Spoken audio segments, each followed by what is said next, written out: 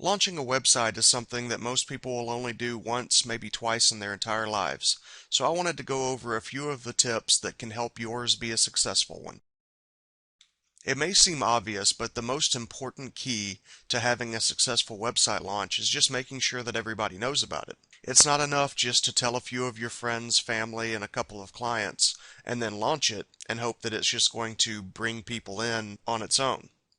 You have to do everything you can to alert people to its launch, to give them a reason to come by, and to make sure that your website provides the reader value. That's really what is going to keep people coming back again and again, because a successful website is all about becoming a resource to your client. It could be a place that they come to buy their favorite product, or it could be a place that they come to learn a skill, or it could be a place they come because it gives away nice freebies. There's all sorts of reasons why people go to their favorite websites, but it'll never become a favorite hangout until the word gets around that it exists. Now, on the last slide, I mentioned that every website is going to have great content and reasons to come visit, but I shouldn't take that for granted, because one common mistake for people that haven't launched a website or blog before is that they launch it before it's ready. You never want to launch a blog or a website that doesn't have every bit of content that you want it to have already on it when it launches. If you have a blog, for instance, you don't want to just post one blog and then say, well, every day for 2 weeks after I launch, I'm going to write 2 blog posts, so it'll really blow out the content quickly. That doesn't matter to the first, say, 100 people who comes in the first week. Now, that's being optimistic, but let's say 100 people do come in the first week, and there's only 1 or 2 blog posts there. They're going to think, well, this guy doesn't really have anything to say, or this guy doesn't really know what he's doing. There's nothing there for them, so they're never going to come back to give you another shot. They're just going to go on to one of the other millions of websites that come out every year. So you need to always make sure that your website is full of content when you launch it. And also, you need to make sure that that content is really top notch. You need to go through and make sure that there's no mistakes, no punctuation errors, no typos, no weak content. Everything needs to be highly glossed for their visitors to come through, because your first 100 visitors are just as important as your last 100 visitors. You want every person to visit your website to have the same great experience, so that they'll tell their friends and they'll keep returning day after day.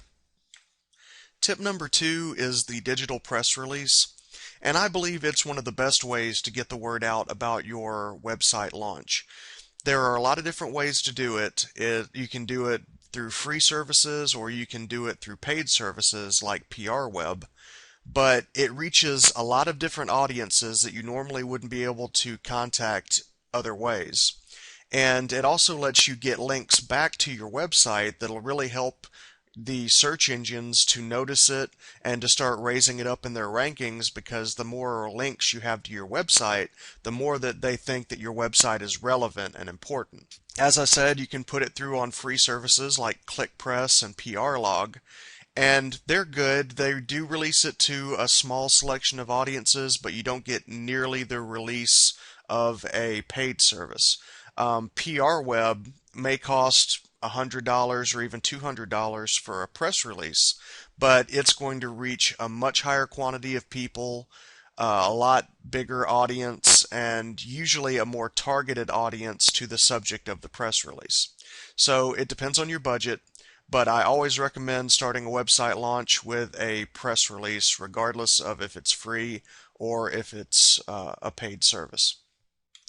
Tip number 3 is the postcard mailout, and this is also a great technique, but it's really only valid for companies that already have a good client list going, who have an email or a mailing list that they can depend on to get the word out.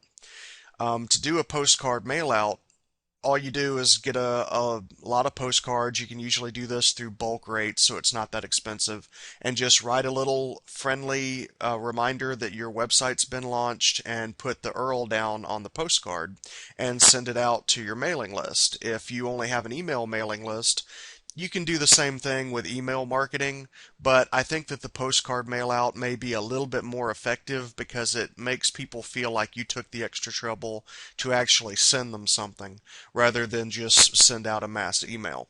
Once you have sent out your postcard mail out, then you can wait a week or two and contact those same people for feedback.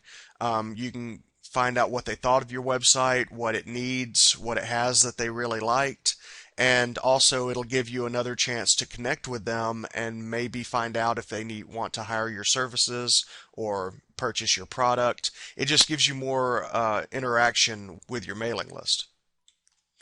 Directories and forums are under tip number 4 because they're very good sources of traffic for your website, but only if they're handled correctly. Directories are something that you go to put your website URL into, just to get the backlinks essentially to your site. As I mentioned, that's a way to raise your site up in the SEO rankings, just to get the backlinks back to your site. They're mostly just a automated service. Now the forums are more of a person-to-person interaction.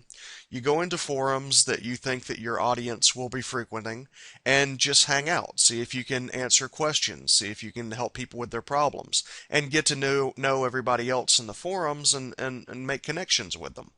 Then, once you've made a few friends or you've at least become noticeable in the forum as someone who frequents a lot, mention your website, put in your URL, let people know about it. When you are commenting on different things and helping people with their problems, make sure that your website URL is in your signature. That's an expected and accepted way to advertise your website.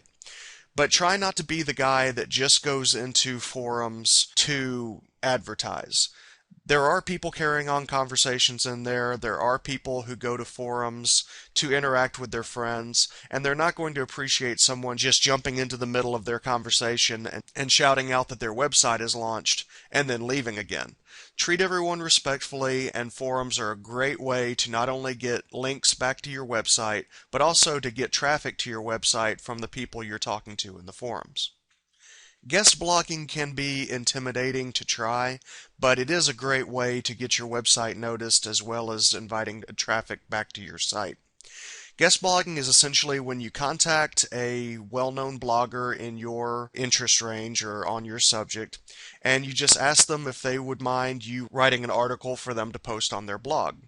And then they would give you the credit for writing it and provide a link back to your site. A lot of the bigger blogs and websites will be glad to do this because it results in them getting good quality articles without having to put the time in to write them. So they're getting free content, and all they have to do is give a little bit of a shout out back to your site. So it's a great deal on both sides. The trick to this is you can't just, well, you can just cold ask people to do it. But most of the time you need to warm them up a little bit, trade some messages back and forth, just get to know each other a little bit before you ask about the guest blog, because they are taking a chance on their reputation being damaged if you write a bad post or if you don't know what you're talking about. So a lot of people will prefer to get to know you before they let you guest blog. Also, if you do a guest blog, don't just throw off something that wouldn't be worth going on your own website. You need to go out of your way to make sure that any guest post you do or guest article that you do is as good or better than anything you would put on your site.